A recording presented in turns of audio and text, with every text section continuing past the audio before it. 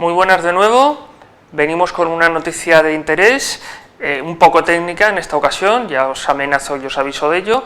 A ver, se ha aprobado este mes, se ha entrado en vigor el Real Decreto 900/2015 que regula el autoconsumo y la autoproducción de energía eléctrica. Es una norma bastante curiosa en el sentido de que ya sabéis cómo es el tema de las leyes y del politiqueo, pues que se han pegado casi 5 años para elaborarla. Y bueno, pues todos los grupos de la oposición amenazan con que, con los resultados que vengan de las elecciones del 20 de diciembre, pues que derogarán esta norma. A mí ya os comento que me parece una norma técnica, no tan jurídica como otras que os comentamos, pero es muy interesante por si alguno de vosotros está planteando esto y sobre todo para los que seáis alumnos de cursos más técnicos. Entonces me he traído al especialista de la casa, Armando Carreras. Muy buenas, Armando. Buenas. Para que nos expliques un poco qué es lo que regula este Real Decreto, cómo estaba regulado antes y bueno, qué es lo que pasa con él. Vale, lo primero de todo lo que vamos a hacer es poner un poco en historia todo lo que ha conllevado la aprobación de este Real Decreto. En 2011, mediante el Real Decreto 1699/2011, se habló por primera vez de autoconsumo. Aquí simplemente se nombraba y se decía que próximamente se aprobaría otro Real Decreto en el que establecerían las condiciones administrativas, técnicas, económicas, etc. Esto no se ha producido hasta ahora, hasta octubre de 2015, y en todo este tiempo, casi más de 4 años, pues bueno, se ha ido hablando de él, pero nunca se había llegado a concretar. Lo primero que supimos fue a finales de 2014, el gobierno se comprometía a que en el primer trimestre de 2015 lo iba a aprobar. Pasó todo el tiempo, lo fueron demorando y no fue hasta junio, un poquito antes del verano más o menos, cuando presentaron el primer anteproyecto de ley. Lo presentaron ante la CNMC, que les recomendaron que había algunos temas técnicos que debían de modificarlo. Hicieron estas modificaciones, volvieron a presentarlo, todo esto con todo el sector de la energía solar fotovoltaica en contra, y en esta segunda presentación del anteproyecto llegaron a recoger más de 178.000 firmas, para la no aprobación de este Real Decreto. Esto era algo que no es habitual y que generalmente no había pasado y retrasó mucho el que el gobierno lo pudiera aprobar. Finalmente, el 9 de octubre de 2015, se ha aprobado el Real Decreto y bueno, en esta pequeña clase lo que vamos a hacer es dar los tintes principales en qué consiste este Real Decreto. En primer lugar, el objeto y el ámbito de aplicación. El objeto que tiene es el establecimiento de las condiciones administrativas, técnicas y económicas para las modalidades de autoconsumo. Ahora, a continuación, definiremos cuáles son estas modalidades de autoconsumo. Se distinguen dos tipos de instalaciones, ¿de acuerdo? Tendremos el tipo 1 y el tipo 2, y se quedan fuera de esta normativa las instalaciones que son completamente de autoconsumo, es decir, que no están conectadas a la red eléctrica. Vale, esto es importante. Exacto, si tú no estás conectado a la red eléctrica, no tienes que cumplir con este Real Decreto. Perfecto.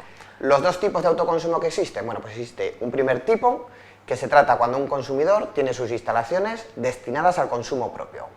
Y estas instalaciones no tienes que darlas de alta en el correspondiente registro como instalación de producción. Por lo tanto, no vas a tener posibilidad de vender tus excedentes a la red. Vale. Lo que nos está diciendo el gobierno es que todo lo que tú generes de más lo vas a tener que regalar a la red eléctrica. Vale. Y las de tipo 2, se trata de un consumidor de energía eléctrica con su punto de suministro o instalación que sí que tienen que estar inscritas en este registro administrativo de instalaciones de producción de energía eléctrica. Perfecto. Lo que le va a permitir poder vender sus excedentes a precio de mercado. Vale. Entonces, entrando un poco más en cada uno de estos dos tipos, tienen cada uno unas características, vamos a nombrar los principales puntos. En el caso del tipo 1, la potencia máxima que puede tener la instalación es de 100 kilovatios. Si tú quieres poner una instalación mayor, automáticamente te tendrás que ir al tipo 2. Para legalizar las instalaciones, se hará de este tipo 1, que son las que regulan de menos de 100 kilovatios, mediante el Real Decreto 1699/2011.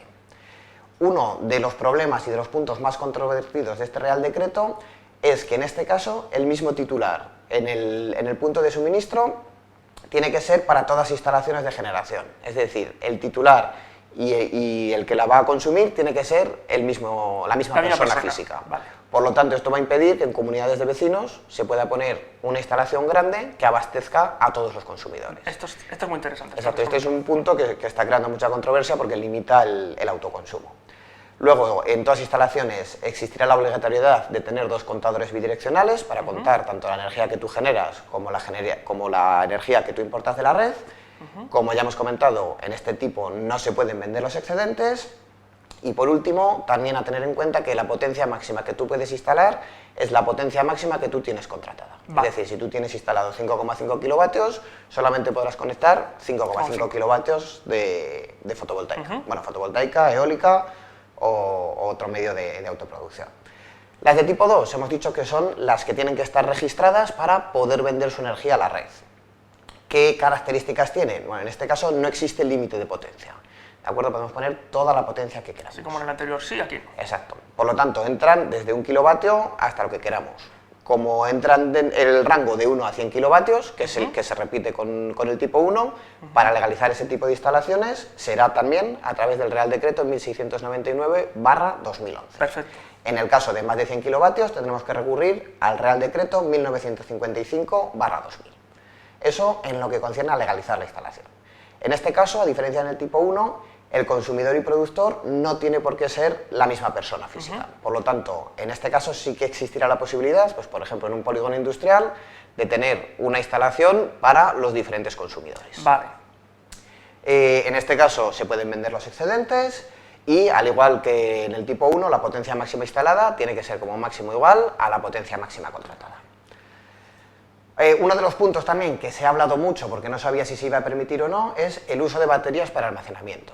Finalmente, el Real Decreto permite este uso, aunque, al igual que el resto de instalaciones, tendrán que pagar unos impuestos y unos cargos. ¿Qué son estos impuestos? Bueno, todo este Real Decreto ha sido conocido como el Real Decreto que va a poner un impuesto al sol, que es lo que vamos a desgranar a continuación, ¿de acuerdo? En este decreto se paga por dos conceptos diferenciados. Por un lado, los cargos asociados a los costes del sistema eléctrico, que viene regulado en el artículo 17, y por otro, los cargos por otros servicios del sistema, que es lo que nos cuenta en el artículo 18. El artículo 17, que es el de los costes del sistema eléctrico, ahí en teoría pagaríamos, o lo que se va a pagar son la retribución a las energías renovables, que siempre vienen en los impuestos de la factura, el sobrecoste de producción en las islas. Como sabéis, en las islas es mucho más caro generar la energía, por lo tanto tenemos un impuesto dedicado a eso, cargo por soporte durante las puntas de demanda, la gestión de los residuos nucleares, la moratoria nuclear y algún otro impuesto que se englobaría aquí también. Por otro lado, tenemos los cargos por otros servicios al sistema, que digamos que esto lo que va a gestionar es el respaldo del conjunto del sistema eléctrico por producir el autoconsumo. ¿De acuerdo? Es lo que este impuesto va a estar dedicado a que puedan existir estos autoproductores fotovoltaicos. Vale, perfecto. Estos son los dos conceptos del impuesto y luego hay que definir cómo se va a pagar este impuesto. Es un único impuesto, pero que tiene, digamos, dos cargos diferentes. Vale. Uno por potencia y otro por energía. En el caso de potencia no vamos a entrar, pero bueno, es la tabla que podéis tener ahora.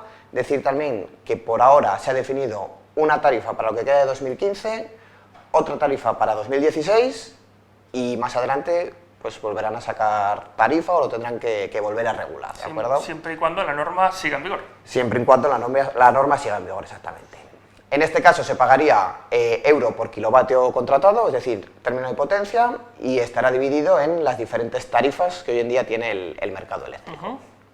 El otro cargo, digamos, es en función de la energía que tú vas a generar. Una de las novedades, y que al principio no iba a ser así, es que las instalaciones inferiores a 10 kilovatios, es decir, las de tipo 1 que hemos hablado, no van a tener que pagar este impuesto, van a estar liberadas de este impuesto. Y además, en las islas, Baleares y Canarias, hemos comentado que es mucho más caro producir la energía, por lo tanto, va a ser considerablemente menor que en la península. Vale. Aquí tendríamos también la tabla de lo que tendríamos que pagar de euro por kilovatio hora generado, y en función de las diferentes tarifas. Uno de los puntos más criticados es que este término que vamos a pagar de euro por kilovatio hora generado no valora, digamos, si ese kilovatio que tú generas, ese kilovatio hora que tú generas, lo consumes tú o va a la red, lo cual no tiene mucho sentido, porque no tiene sentido pagar un impuesto por un kilovatio hora que tú estás generando y estás consumiendo.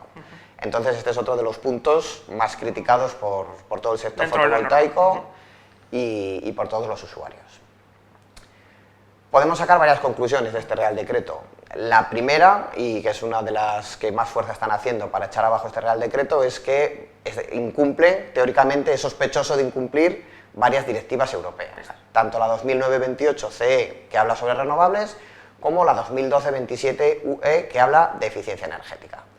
En los dos casos, por no meternos en artículos y demás, en el caso de renovables se dice que hay que establecer, no poner impuestos a esta modalidad de autoconsumo, que no sean discriminatorias y, sobre todo también, cosa que no se cumple en España, que sean lo más simples posibles. ¿Vale? Entonces, en principio es sospechoso de ir contra esta directiva, y la otra es la de eficiencia energética, que también dice que hay que asegurar un buen funcionamiento de las instalaciones para intentar poner autoconsumo, reducir las pérdidas en distribución, etcétera, pero aquí el ministro Soria lo que ha hecho es alegar que la energía solar fotovoltaica, el autoconsumo, no es eficiencia energética. Por lo tanto, no estaría incumpliendo esta directiva. No obstante, como poco, tiene la sospecha de no estar cumpliendo estas normas. Cada uno se agarra, sí. Exacto. Y por último, lo que has comentado de qué va a ser de este Real Decreto, pues bueno, las conclusiones que podemos tener ya hace unos cuantos meses, 18 partidos políticos se comprometieron por escrito, entre ellos PSOE, Ciudadanos y Podemos, que pueden ser ahora las alternativas más claras al gobierno que tenemos actualmente. Al gobierno de mayoría absoluta, sí. A derogar el Real Decreto de consumo que se acaba de aprobar. ¿De acuerdo? Esto a nivel estatal, digamos, y luego por comunidades autónomas o por ciudades, pues bueno, Barcelona apuesta por el autoconsumo solar, Madrid apuesta también, la Generalitat Valenciana estudia establecer exenciones, es decir, no cobrar este impuesto, la Diputación de Cádiz acaba de rechazar el decreto oficialmente también, digamos, es decir, aparte de quien ha aprobado este Real Decreto, todo el o sea, que no solo en el ámbito estatal, sino en el autonómico, y por lo que me ha parecido entender a ti también antes, ya no solo la clase política, sino los propios especialistas. Sí, exactamente, todo el sector fotovoltaico, todo el sector de la eficiencia energética. Por eso, bueno, incluso hay titulares por ahí que hemos estado comentando de nacido para morir, y vamos, lo que se le augura es que va a durar bastante. Como diría que él tiene pocos amiguetes. Exactamente. Comentar también algo que se me ha olvidado comentar, que es que las instalaciones que ya están funcionando como autoconsumo tienen 6 meses para ser legalizadas. Los expertos lo que están recomendando es no hacer nada, por lo menos hasta el 20 de diciembre, porque se ve que tienen altas posibilidades de que este Real Decreto tenga una vida muy corta. Muy corta. Y de conclusiones, ¿tienes algo más que comentarnos? Sí, bueno, comentar también. Todo esto es o sea, en todo el global de Europa se está fomentando tanto el uso de la... Eso es lo que te quería preguntar, ¿cómo está regulado en lo más cercano, en Europa? El uso de las energías renovables y de la eficiencia energética, y tampoco vamos a entrar en sus normativas porque sería algo bastante denso ya es el Real Decreto que hemos tenido aquí. Entonces simplemente unas pinceladas de lo que está ocurriendo en otros países, ¿vale? Que como puedes ver, pues bueno, en Alemania la energía vendida a la red eléctrica por una instalación de autoconsumo le dan una prima, es decir, tiene ese beneficio siempre que sea de una instalación inferior a 100 kilovatios. En Italia las instalaciones inferiores a 20 kilovatios pico no pagan ningún tipo de cargo o impuesto. En Portugal, que lo acaban de regular también, tampoco tienen que pagar ningún impuesto hasta que alcancen el 3% de la potencia total instalada en el país. En Alemania pagan cargos, tienen impuestos, pero reciben la prima que hemos comentado. Y bueno, por último, Alemania, Italia y Portugal, uno de los aspectos más importantes y que España ya ha tenido problemas en el ámbito de las energías renovables, es que garantizan una seguridad jurídica y que cualquier cambio normativo no será retroactivo, cosa que ya hemos visto aquí en España. Es distinto. Exacto, y en concreto con las energías renovables, que no ha sido así. Que en este sentido estamos también yendo un poco contra lo que se está haciendo en los países del entorno. Exactamente, aparte son instalaciones que tienen una amortización larga, por lo tanto quien decida invertir en esto tiene que tener la garantía de que no le van a cambiar las reglas del juego. Que si a mitad de partido te cambian las reglas del juego, digamos, estás en una desventaja y es el gobierno de tu país el que tiene que garantizarte unas condiciones. Perfecto, pues ahí me lo has aclarado bastante. Yo creo que a vosotros también. He hecho muy bien en traerme a Armando, porque ya os comentaba que esta norma era más que jurídica, es una norma esencialmente técnica. Muchas gracias, Armando. Muchas gracias a ti. A vosotros, y bueno, pues dudas que os puedan surgir, en este caso, si me pasáis a mí alguna, yo se las remitiré a él y os las haré llegar. Muchas gracias de nuevo, muchas gracias a vosotros y nos vemos en la siguiente. Hasta la próxima.